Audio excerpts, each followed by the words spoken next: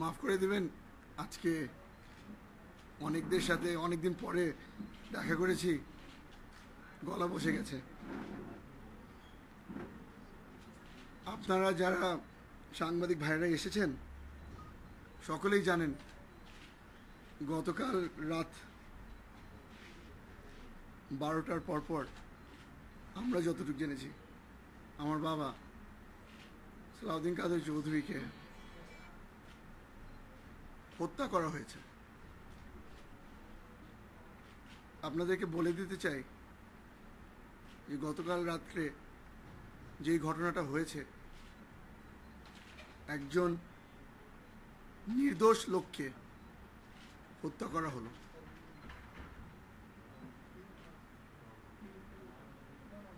রাত 8টার সময় আমাদেরকে খবর দেওয়া হলো যে 1 ঘন্টার মধ্যে যেন আমরা গিয়ে আব্বার সাথে দেখা করে নেই। আব্বার সাথে দেখা করার সময় কিছু কিছু কথা উনি আমাদেরকে বলেছে, যেটা আপনাদের সামনে আমি তুলে ধরতে চাই।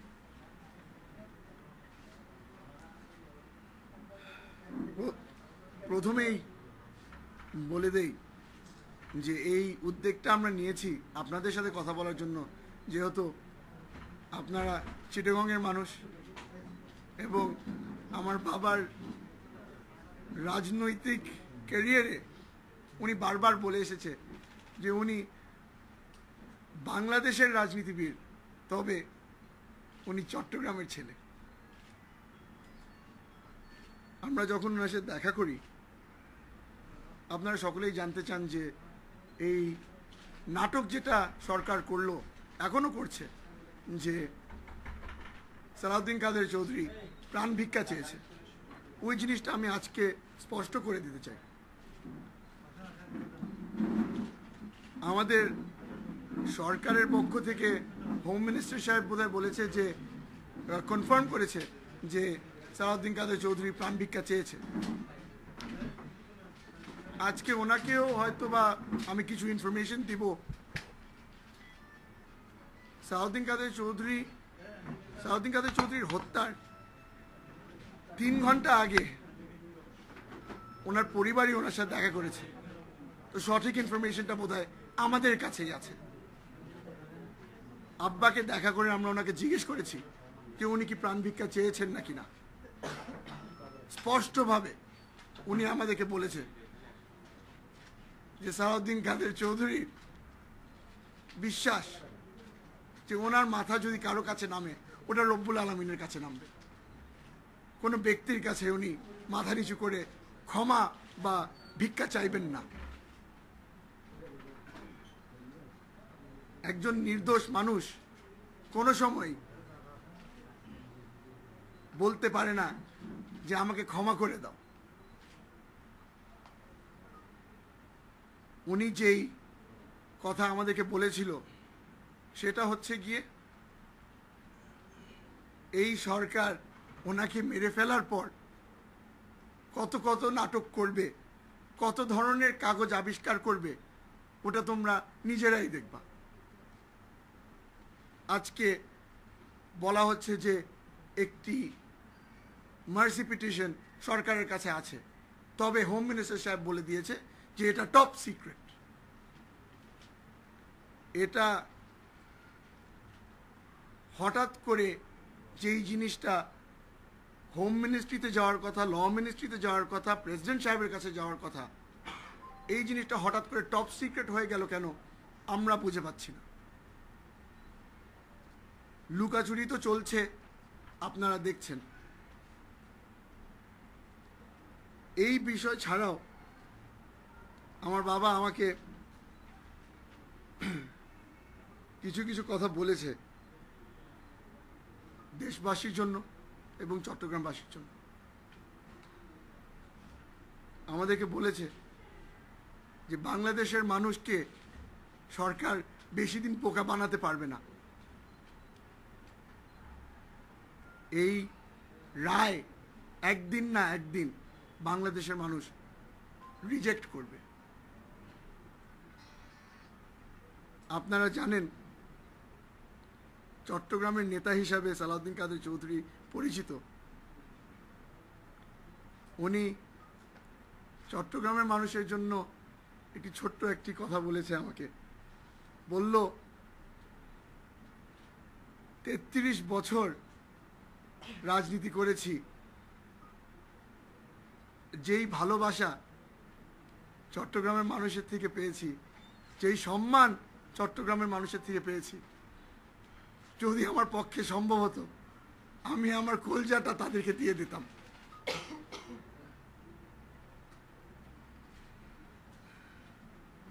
সালাউদ্দিন কাদের চৌধুরী আমার বাবা। চট্টগ্রামের জন্যে, চট্টগ্রামের উন্নয়নের জন্যে উনি সারা জীবন খেটেছে।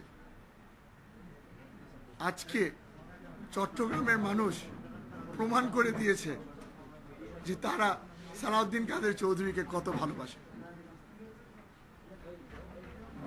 গতকাল তার সাথে যখন আমরা দেখা করেছি, ওনার একটি শেষ রিকোয়েস্ট ছিল, শেষ ইচ্ছা ছিল।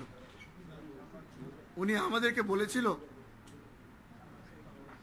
1979 সালে উনি যখন প্রথম নির্বাচন করেন, রাঙ্গুনিয়ার মানুষের ভালোবাসা দেখে, আন্তরিকতা দেখে উনি একটি বক্তৃতায় বলেছিল যে আমার জন্ম রাউজানের, কিন্তু আমি যদি কোনোদিন মরে যাই আমাকে দাফন রাঙ্গুনিয়াতে করবা। আমি চাই যে আমি যে কথাটা দিয়েছি রাঙ্গুনিয়ার মানুষকে, ওটা তোমরা বাস্তবায়ন করো। এই আবেদনটি আমরা জেল কর্তৃপক্ষকে করেছিলাম। আমরা বলেছিলাম যে এটা সালাউদ্দিন কাদের চৌধুরীর শেষ ইচ্ছা। আমার বিশ্বাস যে ওনাকে হত্যা করার আগেও উনি নিশ্চয়ই বলেছিল যে আমাকে মেরে ফেলার পর আমাকে দাফনটা রাঙ্গুনিয়াতে করো। দুঃখিত আমরা আজকে এই শেষ ইচ্ছাটাও সরকার পূরণ করতে দিল না। এত ষড়যন্ত্র চলছে। তারা রাউজানে আমাদেরকে ওনার মরদেহ হ্যান্ড ওভার করলো, হয়তোবা চাচ্ছিল যে কোনো দুর্ঘটনা বা কোনো ঘটনা ঘটে যায় রাউজানে। তবে আপনারা দেখেছেন রাউজানের মানুষ আজকেও প্রমাণ করেছে যে সালাউদ্দিন কাদের চৌধুরী তাদেরই ছেলে। সম্মানের সাথে তাকে আমরা বিদায় জানাতে পেরেছি।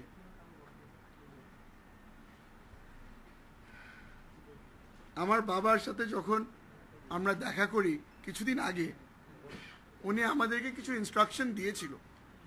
বলেছিল যে আমরা যেন একটা পিটিশন করি প্রেসিডেন্ট সাহেবের কাছে, যেন এই মিথ্যা ট্রায়ালটাকে মিস ট্রায়াল হিসাবে ডিক্লেয়ার করা হোক। ওনার এই ইচ্ছা আমরা পূরণ করতে চেষ্টা করেছি। তবে আপনারা জানেন প্রেসিডেন্ট সাহেবের কার্যালয়ে যখন আমি যাই, ওই পিটিশনটা ওনারা অ্যাকসেপ্ট করেননি। এটা গতকালকের ঘটনা।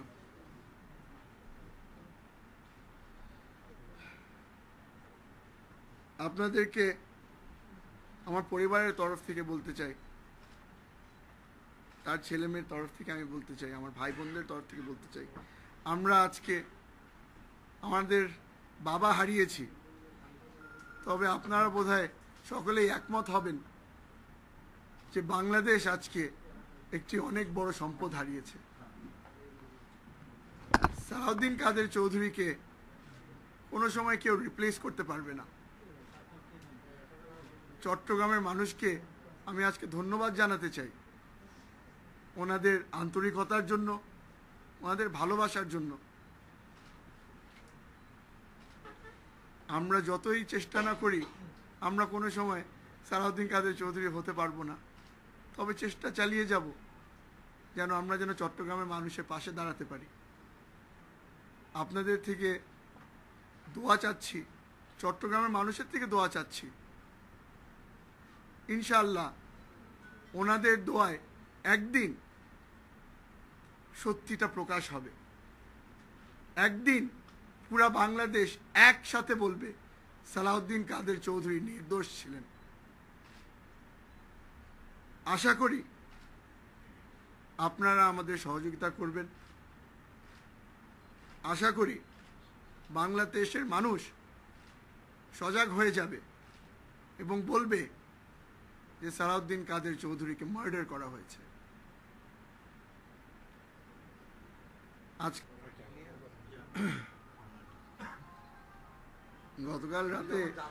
গতকাল রাতে যখন আমরা তার সাথে দেখা করি, আপনারা সালাউদ্দিন কাদের চৌধুরীকে খুব ভালো চেনেন, ভালো জানেন। আমরা যখন প্রথম ওনাকে দেখি, উনি আমাকে প্রশ্ন করে বসলো, কি হলো, আজকেই কি মেরে ফেলবে আমাকে?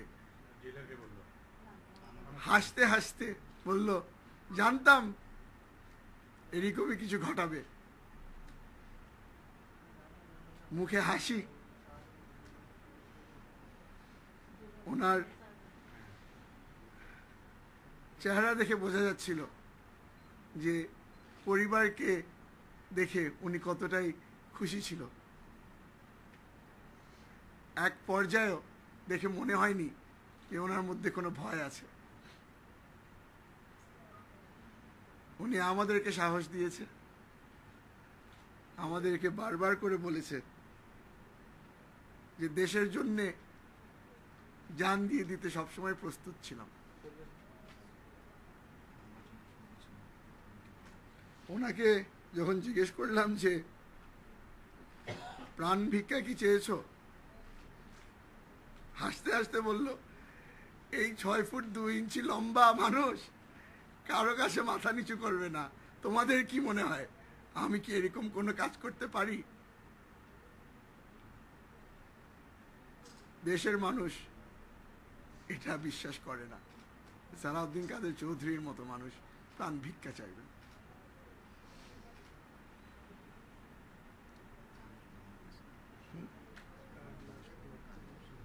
ও ও ওনাকে কিন্তু আমরা বলেছিলাম যে এখন মিডিয়ার মধ্যে বলা হচ্ছে যে জেলের থেকে একটি কাগজ বের হয়েছে যেখানে ওনার সই আছে।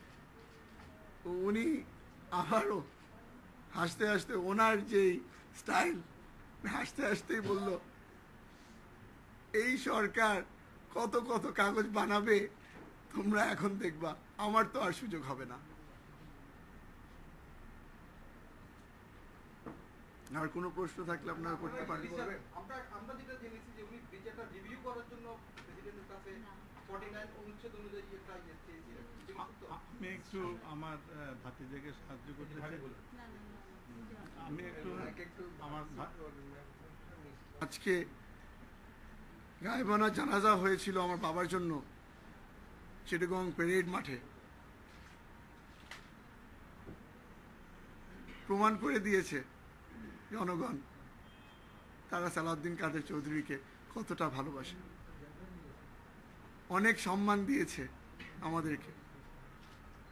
সারা জীবন আমরা এই কথা মনে রাখব। দোয়া চেয়ে আপনাদের থেকে বিদায় নিচ্ছি।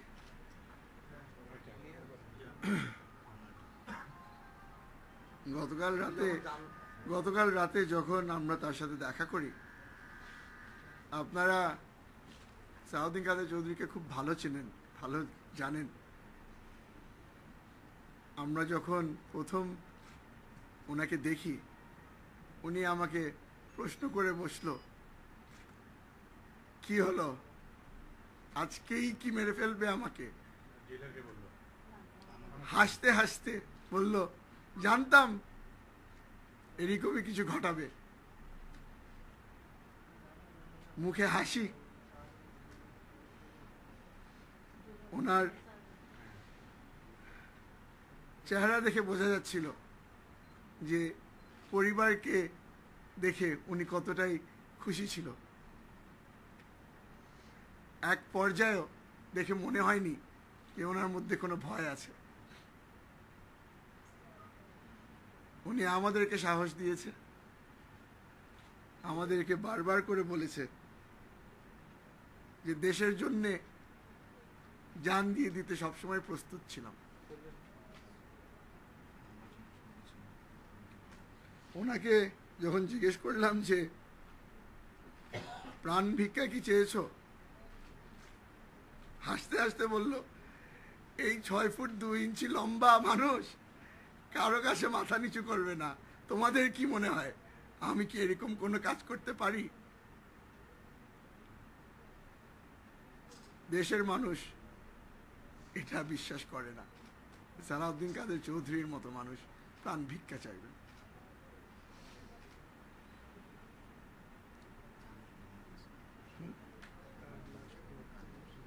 ও ও ওনাকে ওনাকে কিন্তু আমরা বলেছিলাম যে এখন মিডিয়ার মধ্যে বলা হচ্ছে যে জেলের থেকে একটি কাগজ বের হয়েছে যেখানে ওনার সই আছে।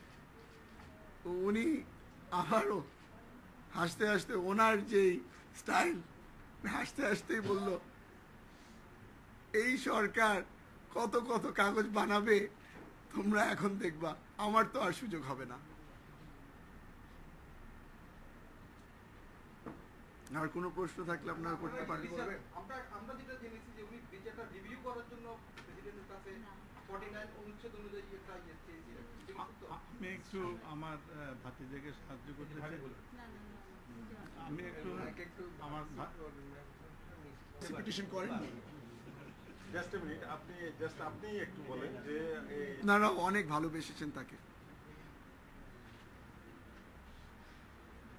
বুধবার 3টার সময় আমাদের শহরের বাড়িতে একটি মিলাদ মাহফিল হবে। আপনাদের সকলকেই একটি দোয়া মাহফিল হবে। আপনাদের সকলকেই অনুরোধ করছি আপনার ট্রায়ালের জন্য পেপার আমরা দিলাম, ওটাতে কিন্তু এই আমাদের কোনো বক্তব্য ছিল না এই ট্রায়াল সম্বন্ধে। আমরা তুলে ধরেছিলাম এই রিসেন্টলি দেশ বিদেশে বিভিন্ন দেশে এই ট্রায়াল সম্বন্ধে কি কন্ডেম করে কি কি বলা হচ্ছে। এই যে অ্যাম্বাসেডর র্যাপ সাহেব একটা কড়া বক্তব্য দিয়েছেন, আরও অনেকেই, ওইখানে পুরো লিস্ট আছে।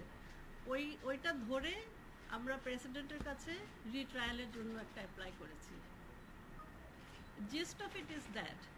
তারপরে আমরা যখন বিএনপি অফিস থেকে বের হলাম, আমরা শুনতে পেলাম যে মার্সি চেয়েছেন। 2 দিন আগে আমরা দেখা করলাম, উনি বললেন মিসট্রায়ালের জন্য করতে। তারপরে 2 দিন পরে উনি, আমি যখন শুনলাম, আমরা তখন গেলাম, আমি আর আমার ছোট ছেলে গেলাম বঙ্গভবনের সামনে ওই রিট্রায়ালের পেপারটা সাবমিট করতে। আর আমার বড় ছেলে আর ওরা জেলখানায় চলে গেল, কারণ আমরা জানতে চাচ্ছিলাম যে কি হচ্ছে, কি নাটকটা হচ্ছে। তখন কিছু জার্নালিস্ট আমাকে এসে জিজ্ঞেস করলো, আমি ওদেরকেই প্রশ্ন করলাম যে তোমরা তো সব ইয়াং জার্নালিস্ট ছিল, তো আমি তুমি করেই বললাম যে তোমরা তো হয়তো সালাউদ্দিন কাদের চৌধুরীকে দেখেছো, অনেকে দেখো নাই, তোমরা কি মনে করো, উনি কি এরকম একটা ক্ষমা চাইতে পারেন? সবাই কেউ একটা টু শব্দ করলো। আমি বললাম যে কোনো পাগলও বিশ্বাস করবে না যে সালাউদ্দিন কাদের চৌধুরী মার্সি ক্ষমা চাইবেন, এবং কোনো পাগলও বিশ্বাস করবে না এই গভর্নমেন্ট ক্ষমা করবে। এটাই হলো আমার বক্তব্য। ওনার শেষ মানে আমরা যখন গেলাম ওনাকে দেখতে, উনি আমার ছেলে যেটা বললো যে কি আজকেই কি আমাকে কি করবে, আমরা তো কিছু বলিনি, আমরা তো জেল কোড কিছু জানি না। তো উনি হাসতে হাসতে ওই জেলার সাহেবের নাম বোধহয় নেসার, বললো এই নেসার আপনারা ওনাকে চেনেন, কি আজকেই মেরে ফেলবে নাকি, আমার বলবা তো।